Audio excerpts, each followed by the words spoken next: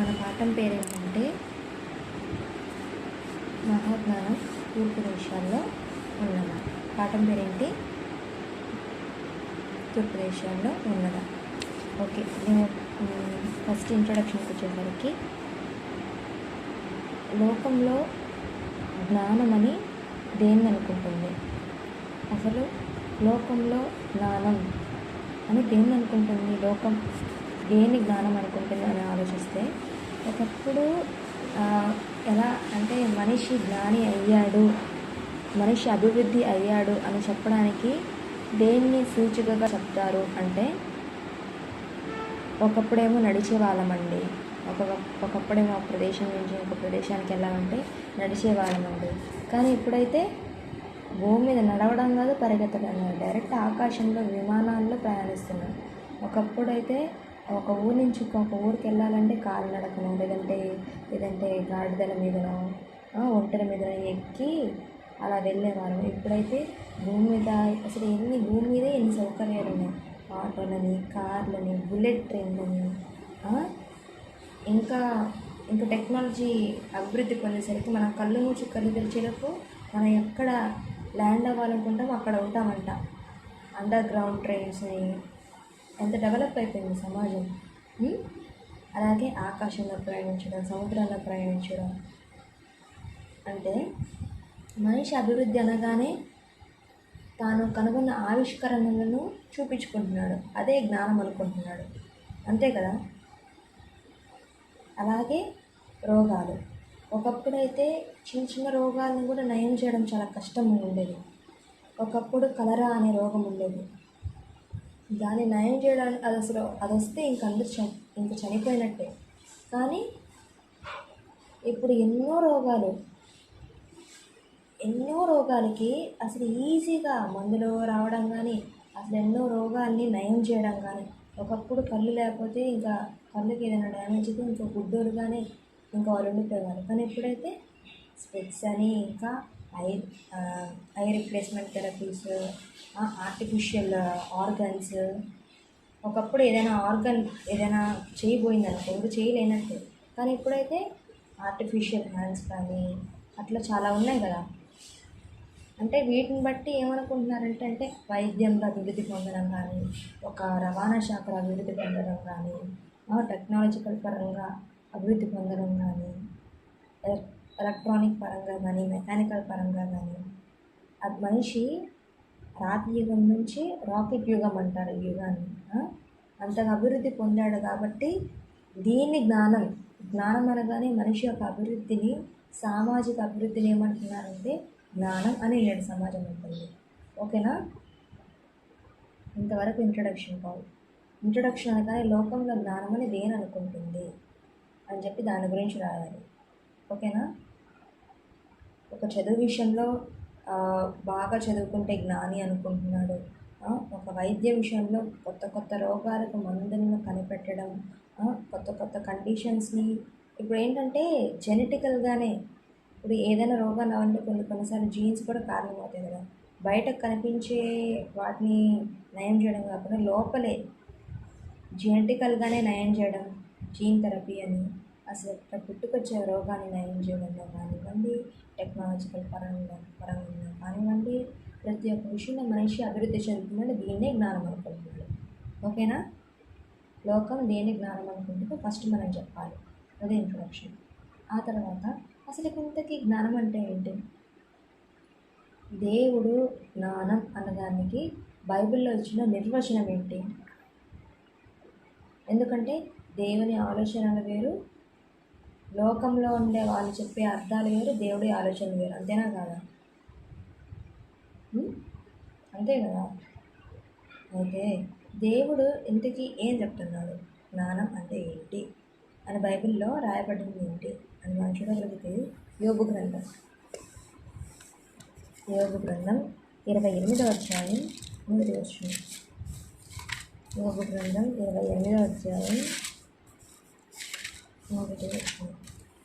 1వ వచనం నుంచి చూస్తే, వెండికి గని కలదు, పుటము వేయి సువర్ణమునకు స్థలము కలదు, ఇనుమును మంటి నుండి తీయుదురు, రాళ్ళు కరిగించి రాగి తీయుదురు. మనుషులు చీకటికి అంతము కలుగజేయుదురు. గాఢాంధకారములోను మరణాంధకారములోను రత్నములను వెతకుచు వారు భూమ్యాంతముల వరకు సంచరింతురు.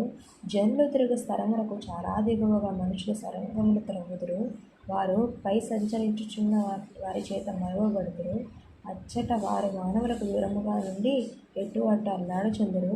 భూమి నుండి ఆహారం పుట్టును, దాని లోపల భాగము అగ్నిమయమైన కుండను, దాని రాళ్ళు రత్నములకు స్థానము, దానిలో సువర్ణమయమైన రాళ్ళున్నవి. ఆ త్రోవ ఏ క్రూర పక్షికైనా తెలియదు, డేగ కన్నులు దాన్ని చూడలేవు అని చెప్తూ 10వ వచనం. బండలలో వారు బాటలు కొట్టుదురు. వారి కన్ను అమూల్యమైన ప్రతి వస్తువును చూచును. నీరు ఒడిగిపోకుండా వారి జలధారలకు గట్టు కట్టుదురు. మరుగైన వస్తువును వారు వెలుగులోకి తెప్పించుదురు. అయితే జ్ఞానము ఎక్కడున్నది? ఇక్కడ చూస్తే దేవుడు ఏం చెప్తున్నాడు అసలు ఇక్కడ మొదటి వర్షం నుంచి 11వ వచనం వరకు దేవుడు ఏం చెప్తున్నారంటే మనిషి కనుగొన్న వాటన్నిటి గురించి చెప్తున్నాడు. ఏమని చెప్తున్నాడు? మనుషులు చీకటికి అంతం కలుగజేశారా లేదా? ఒక బల్బును కనిపెట్టింది ఎవరు చెప్పు?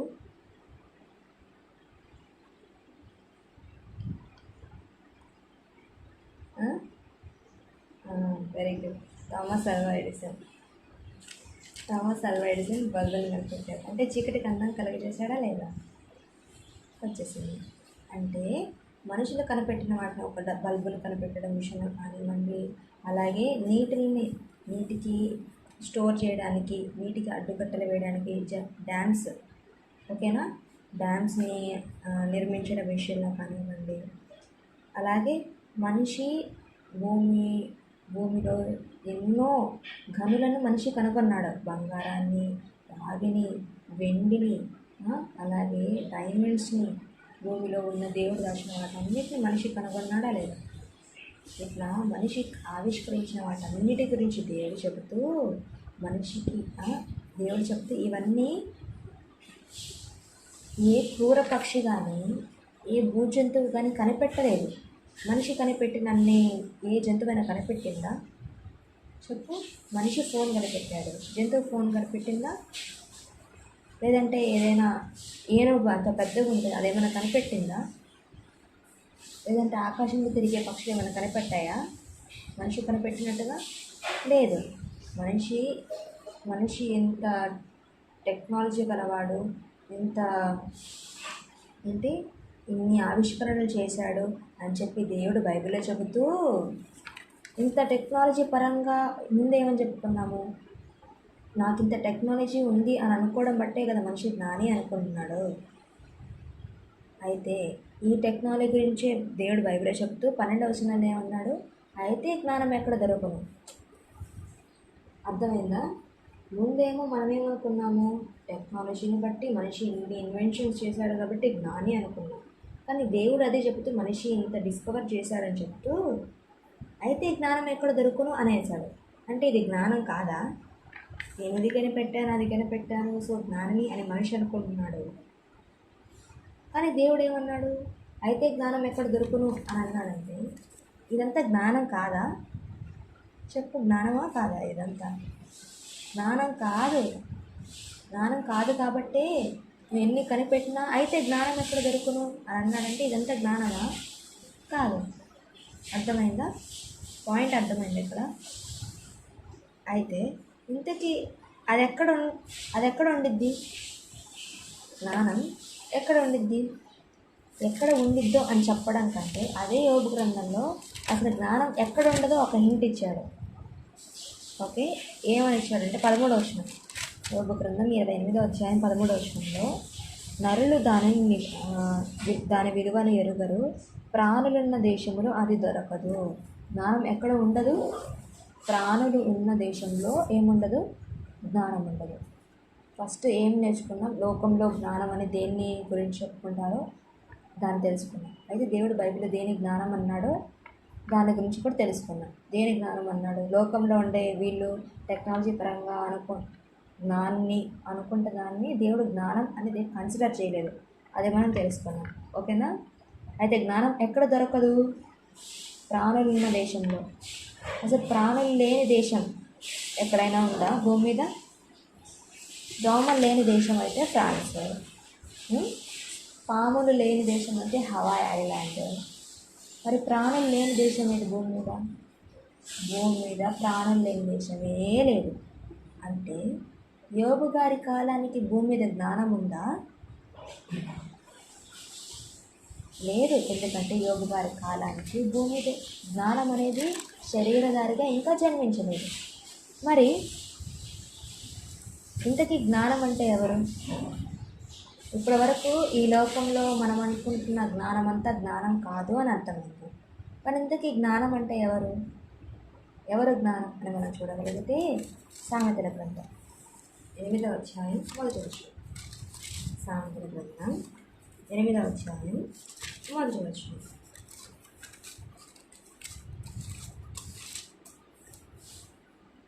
జ్ఞానము ఘోషించుచున్నది, వివేచన తన స్వరము వినిపించుచున్నది. ఎవరు ఘోషిస్తున్నారంట? జ్ఞానము ఘోషించుచున్నది అని అన్నాడు. అంటే జ్ఞానము ఘోషించుచున్నది అని ఒక హింట్ దొరికింది ఇక్కడ. అర్థమైందా? ఏది ఘోషిస్తుంది? ఓకే. ఇంతకీ ఎవరు జ్ఞానం? అదే బైబిల్లో చూద్దాం. కొరింథీయులకు రాసిన మొదటి పత్రిక. కొరింథీయులకు రాసిన మొదటి పత్రిక. బైబిల్లో మనకు ఏదైనా డౌట్ వస్తే ఎక్కడ ఆన్సర్ వెతకాలి? బయట ఏదైనా బుక్స్ వెతకాలా? కాదు, బైబిల్లోనే వెతకాలి. ఎందుకంటే Bible answer to Bible. Okay. దేవుడు ఎందుకు జ్ఞానం అంటే ఏంటని అక్కడే జ్ఞానం ఎక్కడ దొరుకును అని చెప్పిన దగ్గర జ్ఞానం గురించి జ్ఞానం ఎవరో చెప్పేయచ్చు కదా. ఎందుకు దేవుడు ఒకదానికి ఆన్సర్ బైబిల్లో వేరే చోట రాయిస్తున్నాడు? ఎందుకు అక్కడక్కడ దేవుడు రాయించాడు? కొంత ఇచ్చడా కొంత అచ్చడా? ఎందుకు దేవుడు అలా రాయించాడు అంటే మనం దాన్ని పరిశీలిస్తేనేగా దేవుని గురించి ఇంకా కొత్త సంగతులు మనం నేర్చుకోగలం. ఓకేనా? అందుకే దేవుడు ఇలా రాయించాడు. దేవుని గురించి అనేక సంగతులు మనం తెలుసుకోవడానికి దేవుడు కొంత ఇచ్చడా కొంత అచ్చట రాయించాడు. అర్థమైందా? చూద్దాం ఇంతకీ జ్ఞానం అంటే ఎవరు అని మనం చూడగలిగితే కొరింథీయులకు రాసిన మొదటి పత్రిక 1వ అధ్యాయం 24వ వచనం. కొరింథీయులకు రాసిన మొదటి పత్రిక 1వ అధ్యాయం 24వ వచనం.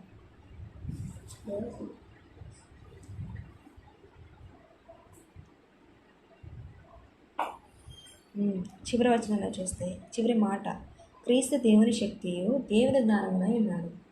ఎవరి గురించి చెప్తున్నారు? ఎవరు జ్ఞానం అంట? యేసుక్రీస్తు వారు. ఓకే, అర్థమైందా? అంటే జ్ఞానం ఎవరు? యేసుక్రీస్తు వారు. మరి ఈ లోకంలో ఉన్న వాళ్ళంతా జ్ఞానం అంటే దేని అనుకుంటున్నారు? వాళ్ళు కనుగొన్న ఆవిష్కరణలు, అభివృద్ధి, వీటిని జ్ఞానం అనుకుంటున్నారు. కానీ దేవుడు యోగ గ్రంథాలు ఏం చెప్పాడు? ఇవి జ్ఞానం కాదు అని అన్నాడు. మరి జ్ఞానం ఎవరు అని చూస్తే కొరింథీయులకు రాసిన మొదటి పత్రికలో జ్ఞానం యేసుక్రీస్తు వారు అని మనకు అర్థమైంది. ఓకేనా? అయితే మన పాఠం పేరేం చెప్పు?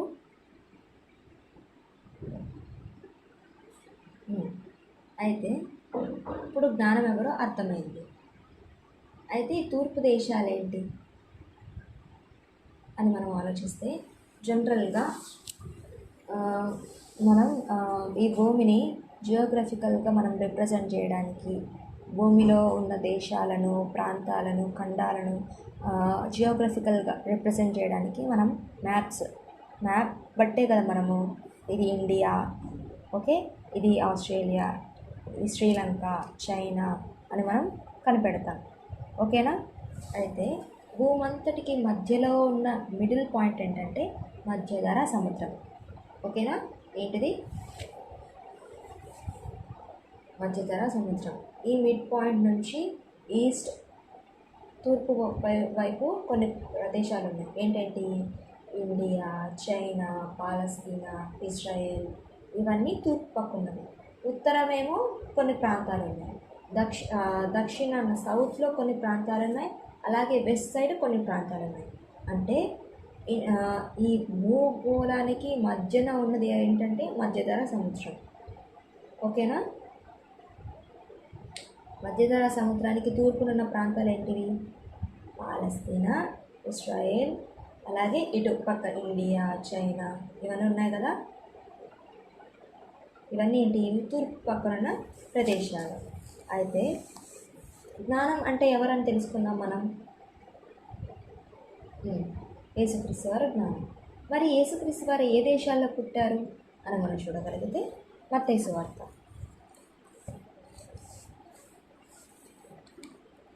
సువార్త అంటే ఏ దేశాల్లో జన్మించారు అని మనం చూడగలిగితే మత్తయి సువార్త 2వ అధ్యాయం 1 వచనం 2వ వచనం.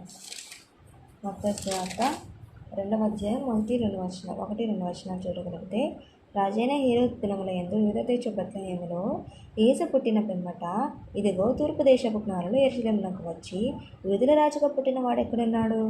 తూర్పు దిక్కున మేము ఆయన నక్షత్రమును చూచి ఆయనను పూజింపవచ్చుమని చెప్పారు. ఇక్కడ 2 రకాలైన తూర్పు దేశాలకు సంబంధించిన మాటలు ఉన్నాయి. ఓకేనా 2 రకాలుగా ఉన్నాయి. ఒకటి ఏంటంటే తూర్పు దేశపు జ్ఞానులు. ఓకే, ఒకరెవరంటే తూర్పు దేశం నుంచి జ్ఞానులు. రెండవది ఏంటంటే తూర్పు దేశపు జ్ఞానులు చూడడానికి వచ్చిన యేసుక్రీస్తు వారు. ఆయన ఎక్కడ పుట్టారంటే తూర్పు దేశంలోనే పుట్టారు. అర్థమైందా? ఒకలేమో తూర్పు దేశపు జ్ఞానులు. ఈ తూర్పు దేశపు జ్ఞానులు ఎవరు చూడడానికి వచ్చారు? తూర్పు దేశంలో పుట్టిన యేసుక్రీస్తు వారిని చూడడానికి వచ్చారు. అర్థమైందా? ఓకేనా? అంటే యేసుక్రీస్తు వారు ఎక్కడ పుట్టారు? తూర్పు దేశాల్లో పుట్టారు. అర్థమైందా? దేవుడు తూర్పు దేశపు జ్ఞానులని, తూర్పు దేశ వాళ్ళని జ్ఞానులు అని దేవుడు అన్నారంటే నిజంగా వాళ్ళంత గొప్ప వాళ్ళు. ఎందుకంటే అప్పటికి యేసుక్రీస్తు వారు మాట్లాడారా? యేసుక్రీస్తు వాళ్ళ మాటలకి ఆశ్చర్యపడ్డారు, విస్మయం ఉందారు. ఆయన ఎంతో జ్ఞానం ఉంది అని అర్థం చేసుకున్నారంటే అదొకటి. కానీ యేసుక్రీస్తు వారు జస్ట్ అప్పుడే పుట్టారు. పుట్టి ఏమైనా మాట్లాడారా? లేదు. ఆయన మాట్లాడకపోయినా, ఆయన నోరు తెరవకపోయినా ఆయన యొక్క గొప్పతనాన్ని ఎవరు అర్థం చేసుకున్నారు? ఆయన ఎంత మహనీయుడో అర్థం చేసుకొని ఆయనకు బంగారము, బోరము, సాంబ్రాణి అనే బహుమతులను తెచ్చారు వాళ్ళు. ఎవరు? ఆయన యొక్క గొప్పతనాన్ని తెలుసుకున్నారు. ఎవరు? తూర్పు దేశపు జ్ఞానులు. ఓకే, యేసుక్రీస్తు వారు జస్ట్ అప్పుడే జన్మించారు. అయినా ఆయన ఎంత గొప్పవాడు తెలుసుకొని తూర్పు దేశపు జ్ఞానులు తూర్పు దేశానికి వచ్చారు. తూర్పు దేశానికి బయలుదేరారు. అదే కదా తూర్పు దిక్కున నక్షత్రము అని ఉంటుంది కదా అక్కడ. ఓకే, తూర్పు దేశంలో పుట్టిన యేసుక్రీస్తు అని చూడడానికి వచ్చారు. అర్థమైందా? అంటే యేసుక్రీస్తు వారు ఎక్కడ జన్మించారు? జ్ఞానమైన యేసుక్రీస్తు వారు ఎక్కడ జన్మించారు? తూర్పు దేశాల్లో జన్మించారు. ఇంతవరకు అర్థమైందా? ఇప్పుడు తూర్పు దిక్కుకి ఉన్న ఇంపార్టెన్స్ ఏంటో, బైబిల్లో తూర్పు దిక్కుకి ఉన్న ఇంపార్టెన్స్ ఏంటో అని మనం చూడగలిగితే, ఫస్ట్ దేవుడు ఏదైనా తోటని ఎటుపక్క వేశాడో తెలుసా? ఎటువైపు వేశారు అని మనం చూడగలిగితే ఆదికాండం 2వ అధ్యాయం 8వ వచనం. ఆదికాండం 2వ అధ్యాయం 8వ వచనం చూడగలిగితే, దేవుడైన యెహోవా తూర్పున ఏదెనులో ఒక తోట వేసి, ఎక్కడ వేశాడు ఏదెను తోటని? ఒక తోటని ఎక్కడ వేశాడు? ఏదెనులో తూర్పున. ఓకేనా?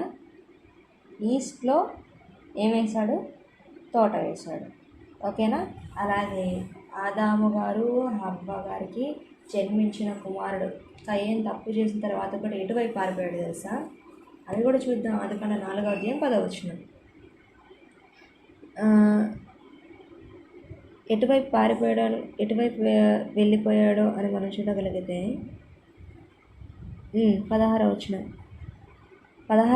ఆదికాండం 4వ అధ్యాయం 16వ వచనం చూడగలిగితే, అప్పుడు కయ్యేను యెహోవా సన్నిధిలోకి బయలువెళ్ళి ఏదైనా తూర్పు దిక్కున.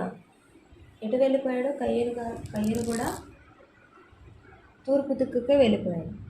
అలాగే జలప్రళయం తర్వాత నోవాహు గారి వంశం, నోవాహు గారి కుమారులు ఎవరు? షేము, హాము, యాపేతు. Very good. వీళ్ళు ఎటువైపు అభివృద్ధి చెందారు అని మనం చూడగలిగితే, అదే ఆదికాండము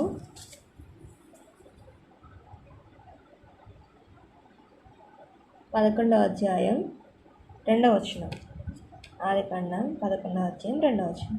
వీళ్ళ సంతతి వాళ్ళు కూడా ఎటువైపు ప్రయాణించారంటే వాళ్ళు తూర్పున ప్రయాణమై పోవుచుండగా. ఓకేనా? అంటే ఏదైనా తోటని దేవుడు ఎటు వేశాడు? తూర్పున వేశాడు. అలాగే కయ్యను ఎటువైపు వెళ్ళిపోయాడు అంటే తన సంతానాన్ని అభివృద్ధి చెందుకోవడం కానీ, అంటే డెవలప్మెంట్, హ్యూమన్ పాపులేషన్ డెవలప్మెంట్ ఎటువైపు జరిగిందంటే తూర్పు వైపునే. అలాగే జలప్రలయం తర్వాత నోవా గారి సంతానం కూడా ఎటువైపు అభివృద్ధి చెందిందంటే అది కూడా తూర్పు వైపునే. అలాగే అసలు ఆదాము గారు కూడా జన్మించింది ఎటుపక్క? మొదటి మానవుని జన్మ ఎక్కడ చెప్పు? ఆసియా ఖండంలో టర్కీ ఎక్కడుంది? అది కూడా తూర్పు వైపునే. తూర్పు వైపున ప్రదేశాలు అది కూడా ఒకటి. అంటే తూర్పుకి ఇంత ఇంపార్టెన్స్ ఉంది. ఇంకొక ఇంపార్టెన్స్ ఏంటో మనం చూడగలిగితే మలాకీ గ్రంథం 4వ అధ్యాయం 2వ వచనం. ఇప్పుడు మనం ఏం తెలుసుకున్నామంటే తూర్పు దిక్కుకున్న ఇంపార్టెన్స్ ఏంటి అంటే బైబిల్లో రాయబడిన సందర్భాలు ఏంటి? అన్ని దిక్కులు ఇంపార్టెంటే, ఓకేనా? కానీ బైబిల్లో రాయబడిన సందర్భాలు ఏంటి అని మనం చూడగలిగితే మలాకీ గ్రంథం 4వ అధ్యాయం 2వ వచనం. అయితే నా నామమున భయభక్తులు గలవాడు మీకు నీతి సూర్యుడు ఉదయించును. ఓకేనా?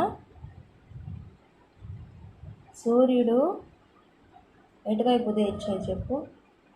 తూర్పు పక్కన. ఓకేనా? సూర్యుడు మాత్రమే కాదు, నీతి సూర్యుడు అనే యేసుక్రీస్తు వారు కూడా ఎటువైపు జన్మించింది? తూర్పు వైపు. ఓకేనా? అంటే బైబిల్లో మనకి తూర్పు వైపునే వంశావళి మొత్తం అభివృద్ధి చెందినట్లుగా, అలాగే జ్ఞాని అయిన యేసుక్రీస్తు వారు కూడా, మహాజ్ఞానం అనే యేసుక్రీస్తు వారు కూడా ఎటువైపు జన్మించినట్టుగానే మనకు కనబడుతుందంటే తూర్పు వైపునే. అలాగే జ్ఞాని అనే పేరు ఎవరికి ఉంది పాత కాలంలో? సొలొమోను గారు. సొలొమోను గారు కూడా ఎటువైపు జన్మించారంటే తూర్పు దిక్కు. అసలు సొలొమోను గారు జ్ఞానాన్ని మనం ఆలోచించగలిగితే ఒకసారి షేబా దేశపురాణి వచ్చిందంట. షేబా దేశపురాణి వచ్చి ఆయనని ఎన్నో కుశల ప్రశ్నలు అడిగి ఆయన కన్ఫ్యూజ్ చేద్దామని అనుకుంది. అలా అడిగిన ప్రశ్నల్లో ఒకటి ఏంటంటే, రాజా అని చెప్పి నేను ఒక ప్రశ్న అడుగుతాను అని చెప్పి 2 పువ్వులు చూపించింది. ఒకటేమో ఒరిజినల్ పువ్వు, ఇంకోటేమో ఆర్టిఫిషియల్ పువ్వు. ఓకేనా? ఈ 2 పువ్వులను దూరంలో పెట్టి ఇవి తాకకుండా, దాని వాసన చూడకుండా దూరం నుంచే రెండిట్లో ఏది నిజమైన పువ్వు అని చెప్పి అడిగింది అన్నమాట.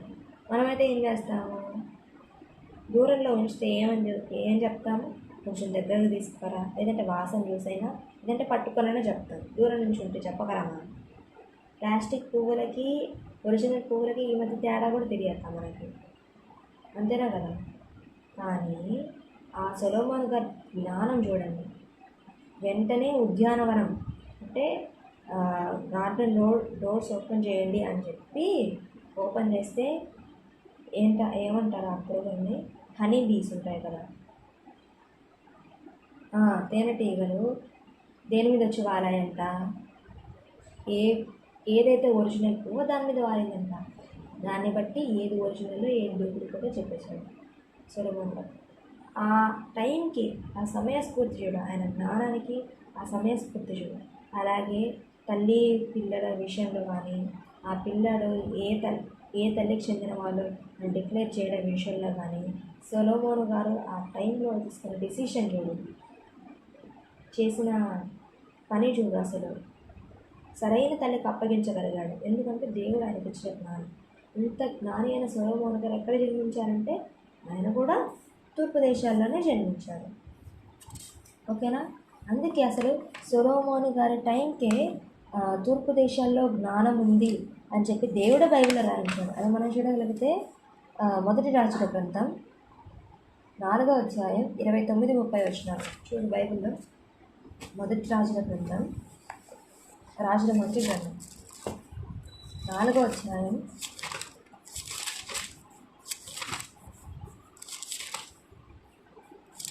ఇప్పుడు మనం ఏం తెలుసుకున్నామంటే తూర్పు దేశాల్లో ఉన్న జ్ఞానం. ఓకేనా? ముందేమో తూర్పు దేశాల గురించి బైబిల్లో ఏమేమి రాయబడిందో అవి చూసుకుందాం. ఇప్పుడేమో తూర్పు దేశాల్లో ఉన్న జ్ఞానం గురించి చూడగలిగితే 4వ అధ్యాయం 29వ వచనం, 30వ వచనం. దేవుడు జ్ఞానమును బుద్ధిని వర్ణింప శక్యము కాని వివేచన మనస్సును సొలొమోనుకు దయచేసిన కనుక సొలొమోనుకును కలిగిన జ్ఞానము తూర్పు దేశస్థుల జ్ఞానము కంటేనూ ఐగుప్తీయుల జ్ఞానము కంటేనూ అధికమైందను. అంటే ఆనాడు ఎవరెవరి దగ్గర జ్ఞానం ఉండేది? తూర్పు దేశస్థుల దగ్గర జ్ఞానం ఉండేది అని చెప్పి దేవుడే చెప్తున్నాడు బైబిల్లో. ఓకేనా? వీళ్ళందరికీ మించిన జ్ఞానమే సొలొమోను గారికి ఇచ్చారు. అర్థమైందా? ఓకే. అంటే జ్ఞానం అనేది ఎటువైపు నుంచి అభివృద్ధి చెందిందంటే తూర్పు దేశాల నుంచే అభివృద్ధి చెందింది అని మనం అర్థం చేసుకోవాలి. అయితే అసలు తూర్పు దేశాల జ్ఞానులు అనగానే మనం జనరల్గా ఈ సమాజంలో ఎవరెవరి పేరు చెప్తాడు? బుద్ధుడు మహాజ్ఞాని, జీవహింస చేయకూడదు అని చెప్పి ఎన్నో మహాజ్ఞాన విషయాలు చెప్పాడని బుద్ధుడి గురించి చెప్తారు. అలాగే వివేకానంద గొప్ప జ్ఞాని అని అన్నాడు. కానీ వివేకానంద యేసుక్రీస్తు వారు ఏమన్నాడు తెలుసా? యేసుక్రీస్తు వారు వెస్ట్రన్ కంట్రీస్లో పుట్టాడు అని వివేకం లేని వివేకానంద అన్నాడు. యేసుక్రీస్తు వారు పాశ్చాత్య దేశాల్లో పుట్టాడా? వెస్ట్రన్ కంట్రీస్లోనా యేసుక్రీస్తు వారు పుట్టింది, లేదంటే తూర్పు దేశాల్లోనా? తూర్పు దేశాల్లో యేసుక్రీస్తు వారు జన్మించారు. ఓకేనా? అలాగే బుద్ధుడిని జ్ఞాని అంటారు. బుద్ధుడు ఏమని చెప్పాడు? జీవహింస చేయకూడదు అన్నాడు. అసలు జీవహింస చేయకుండా ఎవరైనా ఉండగలరా? జీవహింస చేయకూడదు అని నువ్వు అనుకుంటే మనం అసలు ఆయన గాలే పీల్చకూడదు. బుద్ధుడు గాలిలో ఎన్ని జీవరాశులు ఉంటాయి తెలుసా? మనకు తెలియదు, కంటికి కనిపించని సూక్ష్మజీవులు గాలిలో ఉంటాయా లేదా? అవన్నీ నువ్వు ఊపిరి పీల్చుకున్నప్పుడు మనం ఎప్పుడైతే పీల్చుకుంటామో మన బాడీలో రోగ నిరోధక శక్తి ఏం చేసిద్ది తెలుసా? నువ్వు గాలిలో పీల్చుకున్న ఆ సూక్ష్మ క్రిములని, ఆ బ్యాడ్ బ్యాక్టీరియా, బ్యాడ్ వైరసెస్ని కానీ, బ్యాడ్ బ్యాక్టీరియాని కానీ, మైక్రో ఆర్గానిజమ్స్ని, సూక్ష్మజీవుల్ని మన బాడీ చంపేసి. అంటే ఇక్కడ జీవహింస జరుగుతుందా లేదా? జరుగుతుంది. అలాగే నువ్వు అన్నం తింటావు, అన్నంలో మనం తినే ఆహారంలో కానీ ఏదైనా సూక్ష్మ క్రిములు కానీ అట్లాంటివి ఏమైనా ఉన్నాయనుకో, మన కడుపులో ఉన్న హైడ్రోక్లోరిక్ యాసిడ్ వాటిని చంపేస్తుంది. అంటే జీవహింస జరుగుతుందా లేదా? అంటే నీ శరీరంలోనే జీవహింస జరుగుతుంది, మరి నువ్వు చెప్తున్నావు కదా జీవహింస చేయకూడదని. ఇట్లా లాజిక్ లేని మాటలు మాట్లాడే వాళ్ళందరినీ మనుషులు ఏం చేశారంటే వీళ్ళు జ్ఞాని, వాళ్ళు జ్ఞాని అని అనుకుంటున్నారు. అలా అసలైన జ్ఞానం ఎవరు జ్ఞాని? యేసుక్రీస్తే జ్ఞాని. యేసుక్రీస్తు గారి గురించి తెలుసుకొని ఆయన నమ్మి ఆయన చెప్పిన మాటలు పాటించేవారే ఎవరు? వాళ్ళే జ్ఞానులు. మిగతా ఈ లోకంలో టెక్నాలజీ పరంగా అభివృద్ధి చెందిన వాడి జ్ఞానం కాదు. ఓకేనా? ఇప్పటివరకు ఏం చెప్పుకున్నాం? ఇంట్రడక్షన్లో లోకంలో జ్ఞాని అంటే ఏంటో, జ్ఞానం అని ఎవరిని అనుకుంటారో చెప్పుకున్నాం. ఆ తర్వాత అసలు దేవుడు బైబిల్లో జ్ఞాని అని ఎవరిని అంటున్నాడో, అసలు జ్ఞానం అంటే ఏంటి బైబిల్లో అని యోగ గ్రంథాలు చూసుకున్నాం. ఈ టెక్నాలజీ పరంగా వీరనుకుంటున్నది జ్ఞానం కాదు అని యోగ గ్రంథాలు తెలుసుకున్నాం. మరి ఇంత జ్ఞానం అంటే ఏంటిది? సామెత గ్రంథంలో జ్ఞానం ఘోషిస్తుంది. ఆ జ్ఞానం ఎవరు? కొరింథీయులకు రాసిన మొదటి పత్రిక ప్రకారంగా జ్ఞానమే యేసు. ఈ జ్ఞానం ఎక్కడ జన్మించింది? తూర్పు దేశాల్లో. ఓకేనా? అక్కడే మనం తూర్పు దేశ జ్ఞానాల గురించి కూడా తెలుసుకుంటాం. ఆ తర్వాత తూర్పు దేశం గురించి బైబిల్లో ఏమేమి రాయబడింది అని కొన్ని సందర్భాలు చూసుకుంటాం. అలాగే తూర్పు దేశంలో జ్ఞానుల గురించి ఎవరు? సొలొమోను గారి గురించి తెలుసుకుందాం. అర్థమైనంతవరకు ఈ సైడ్ ఎండింగ్ అన్ని రాసుకున్నాం. ఓకేనా? ఈ జ్ఞానుల గురించి చెప్పిన తర్వాత ఎవరు జ్ఞానులు? యేసుక్రీస్తు వారిని కనుగొన్న వాళ్ళే. అంటే యేసుక్రీస్తు వారి గురించి యేసుక్రీస్తు వారిని నమ్మి ఆయన చెప్పిన మాటలు పాటించే వాళ్ళే జ్ఞానులు. ఓకేనా? వారే జ్ఞానులు అని మనం తెలుసుకుందాం. మరి ఈ వెస్ట్రన్ కంట్రీస్ పరిస్థితి ఏంటి?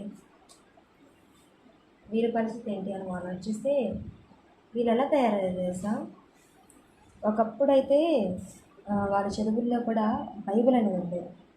కానీ ఇప్పుడు ఏంటంటే బైబిల్ అనేది ఒక విశ్వాసానికి మాత్రమే సంబంధించిందని చెప్పి వాళ్ళ చదువుల్లో నుంచి బైబిల్ తీస్తారు. బైబిల్ తీస్తారంటే ఏంటిది? అంటే అర్థం ఏంటి? జ్ఞానం తీసేశారనే కదా. అంటే వాళ్ళ చదువుల్లో జ్ఞానం ఉండిద్దా? ఉండదు. వాళ్ళ చదువుల్లో జ్ఞానం లేదు. వాళ్ళ జీవించే జీవితాలు మన అసలు తూర్పు దేశాలు బెటర్ అనిపించింది. వాళ్ళు బాబీ వరసలు లేకుండా అసలు మనుషులు ఆడ మగ అని దేవుడు పెట్టాడా లేదా? ఒక ఆ నోవా ఓడలో పిలిచేటప్పుడు కూడా జతలు జతలుగా రావాలన్నాడు దేవుడు. కానీ వీళ్ళెట్ట జత అయ్యారంటే దేవుడు ఆపోజిట్ జెండర్ పెడితే వీళ్ళు మాకు అదేం అక్కర్లేదు, ఏ జెండర్ అయినా పర్లేదు, ఇప్పుడు male male, female female, gays lesbians అని చెప్పి ఎలా తయారయ్యారు. ఇదే విచ్చలవిడి అయిపోయింది. ఏది పడితే అది చేసేయడం, తినడం, ఎంజాయ్ చేయడం, వాళ్ళకి నచ్చింది చేయడం, ఇదే లైఫ్ అయిపోతుంది. కానీ అసలు దేవుడు అంటే ఏంటి? కొంతమంది అయితే దేవుడు మ్యాక్సిమం అందరు దేవుడు నమ్మని వారే తయారైపోయారు. దేవుడు లేడనేవారే ఆ దేశాల్లో అంతా దేవుడు లేడనేవారు. మేమే బతుకుతున్నాం, మేము తింటున్నాం, మేమున్నాం, దేవుడెవరు అనే స్థాయికి వాళ్ళు దిగజారిపోయారు, ఎదిగిపోయారు. వాళ్ళు దాన్ని ఏమంటారంటే బరి తెగించడం అంటారు చూడు, అట్లా తయారయ్యారు. వాళ్ళకి జ్ఞానం ఉందా? వాళ్ళకి మనం ఎంత జ్ఞానం చెప్పినా వాళ్ళకి అర్థం కాదు.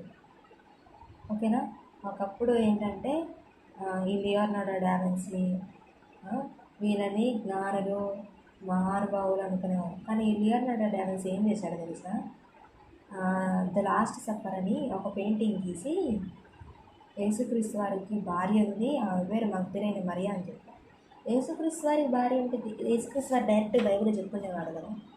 పెళ్లి చేసుకోవడమే తప్ప, దేవుడు తప్పని చెప్పాడా? వివాహం అనేది వివాహం అన్నది ఘనమైనది అని దేవుడు చెప్పాడు. దాన్నే గొప్పది అని దేవుడు చెప్పాడు. దేవుడే ఘనమైనదని చెప్పాడు. దాని గురించి యేసుక్రీస్తు వారు దాచుకోవాల్సిన అవసరం ఉందా? నేను ఏదైనా ఉంటే ఏసే చెప్పేవాడు, అంతే కదా. వీడెందుకు అంటగట్టేది? అంటే వీళ్ళ మైండ్ సెట్ చూడు అట్లా తయారైపోయింది. దేవుడి గురించి చెడ్డగా మాట్లాడడం, దేవుడికి భార్య ఏందని చెప్పడం, అది అసలు ఇంకా ఆలోచించు. దేవుడికి భార్య ఏందంట, ఏసుకి భార్య ఏంటంటే ఇంకెన్ని చెప్పాలి అన్నీ చెప్పుకున్నారు. మీరు చెప్పాల్సిన బైబిల్ చెప్పకూడని అన్నీ చెప్పుకుంటారు. ఇట్లా తయారయ్యారు. అంటే జ్ఞానం లేని మూర్ఖులుగా ఎవరు తయారయ్యారు? పాశ్చాత్య దేశాల వారు, వెస్ట్రన్ కంట్రీస్ వాళ్ళందరూ ఇట్లా తయారయ్యారు. సో అట్లాంటి వాళ్ళ దగ్గర జ్ఞానం ఉండిద్దా? ఉండదు. సో మహాజ్ఞానం ఎటువైపు ఉంది? తూర్పు దేశాల్లోనే ఉంది. ఓకేనా? మహాజ్ఞానం ఎక్కడుంది? మన దగ్గరే ఉంది. దేవుడు అంత గొప్ప భాగ్యాన్ని, మనం జ్ఞానం ఉందని విర్రవీగిపోకూడదు, అంతే కదా. దేవుడు మాకే జ్ఞానం ఇచ్చాడని చెప్పి మా దగ్గర బైబిల్ ఉంది, బైబిల్ ఉన్నా అర్థం చేసుకునే వాళ్ళే చాలామంది. అర్థం చేసుకునే వాళ్ళు కొంతమందే. సరే నేను అర్థం చేసుకున్నాను కదా అని చెప్పి విర్రవీగిపోతే దేవుడు నీ దగ్గర నుంచి కూడా తీసేసి ఒక్క తన్ను తగ్గాడు, డైరెక్ట్ నరకానికి పడిపోతాం ఇంకా. కాబట్టి జ్ఞానం ఉందని మనం విర్రవీయకూడదు. మనం ఏం చేయాలి?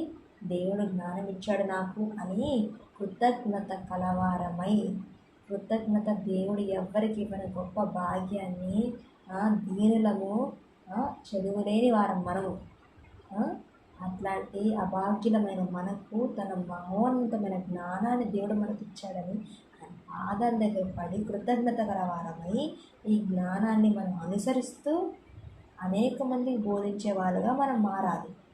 ఓకేనా? సో మహాజ్ఞానం ఎక్కడుంది? ఏ దేశాల్లో ఉంది?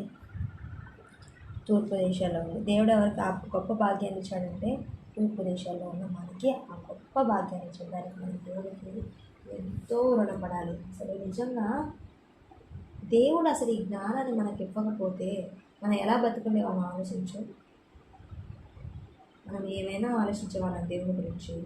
ఇప్పుడే దేవుడు మనకు రోజు వాక్యం పడుతుంటేనే మన పనులు, మన లైఫ్, మన బిజీ అని చెప్పి లోకంలో కలిసిపోతున్నాం.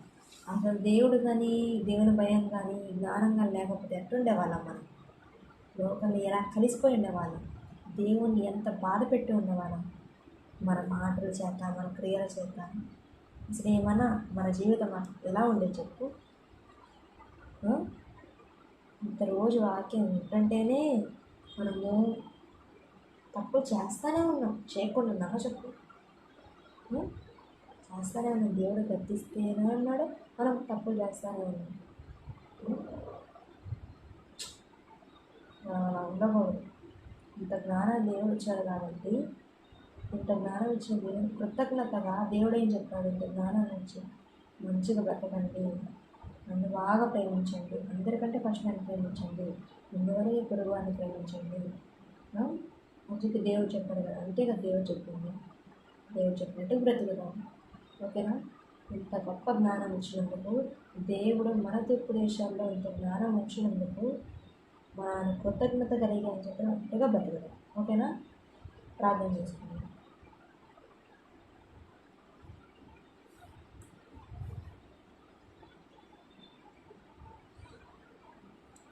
పాఠం అర్థమైంది కదా? పాయింట్ వైజ్గా అర్థమైందా లేదా? ఫస్ట్ ఇంట్రడక్షన్, ఆ తర్వాత ఫస్ట్ లోకంలో జ్ఞానం అంటే ఏంటో అది తెలుసుకున్నాం. ఆ తర్వాత అసలు ఇంతకీ జ్ఞానం అంటే దేవుడు బైబిల్ ఏమని చెప్పాడు అని చెప్పి, యోబు గ్రంథంలో లోకంలో మనిషి అనుకుంటున్న జ్ఞానం కాదు అని అర్థమైంది. ఇంత జ్ఞానం అంటే ఏంటిది? ఎవరు? సామెతల గ్రంథంలో యేసుక్రీస్తు సామెతల గ్రంథం జ్ఞానం ఘోషిస్తుంది అని ఉంది. ఇంతకీ ఏంటి ఆ జ్ఞానం? కొరింథీయులకు రాసిన మొదటి పత్రిక, యేసుక్రీస్తు వారే జ్ఞానం. జ్ఞానం ఎక్కడ పుట్టింది? మత్తయి సువార్త 2వ అధ్యాయం 1-2 వచనాలు, తూర్పు దేశాల్లో. అక్కడే తూర్పు దేశ జ్ఞానాల గురించి కూడా చెప్పుకుంటాం. ఓకేనా? ఆ తర్వాత తూర్పు దేశాల గురించి దేవుడు బైబిల్లో ఏం రాయించాడు? 3 వచనాలు చూసుకున్నాం. ఓకేనా? ఏదైనా తోట గురించి, అలాగే కయ్యేను గురించి, అలాగే నోవాహు గురించి, నోవా గారి కుమారుల గురించి, అంటే వారి సంతానం ఎటువైపు అభివృద్ధి పొందింది దాని గురించి తెలుసుకున్నాం. ఓకేనా? ఆ తర్వాత తూర్పు దేశంలో జ్ఞాని ఎవరు? సొలొమోను గారు. సొలొమోను గారి గురించి, ఆయన కాలంలో ఉన్న జ్ఞానుల గురించి రాజుల మొదటి గ్రంథంలో చూసుకున్నాం. ఆ తర్వాత ఇంతకీ జ్ఞానం ఎవరు? యేసుక్రీస్తు వారు. ఎవరు జ్ఞానులు? యేసుక్రీస్తు వారి గురించి తెలుసుకున్న వారే జ్ఞానులు. లాస్ట్లో ఏంటిది కన్క్లూజన్? మరి పాశ్చాత్య దేశాల్లో అంటే వెస్ట్రన్ కంట్రీస్లో జ్ఞానం లేదంటే లేదు, వాళ్ళలో జ్ఞానమే లేదు. ఓకేనా?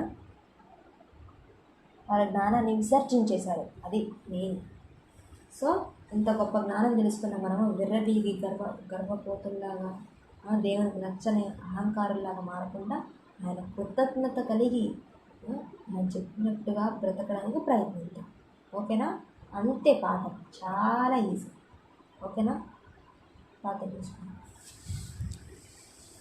ఒక మిత్రులుగా ప్రేమించిన తండ్రి, నా భాగ్యం తండ్రి, నేను అసలు నేను దేనికి పనికిరాను తండ్రి, కానీ నాకు ఇంత గొప్ప జ్ఞానాన్ని దయచేసి ఇంత విలువైన మాటలు తండ్రి నాకు మా నోటి ద్వారా కల్పిస్తున్నందుకు మీకు ఎంతగానో ఉన్నదంటే, నేను జ్ఞానాన్ని నేర్చుకుని ప్రేమ కలిగి నేను చెప్పినట్టుగా బ్రతకలాగా నిత్యం నేర్చేందుకు నన్ను ఇంతగా ప్రేమించి ఇంత జ్ఞానాన్ని ప్రసాదిస్తున్నందుకు, మాకు ఇంత జ్ఞానాన్ని నేర్పిస్తున్న వారందరికీ మంచి ఆరోగ్యం తెచ్చేందుకు, వారందరి పట్ల వినయ మనస్కులుగా ఎంతో కృతజ్ఞత గల వారంగా జీవించలాగని నాకు కూడా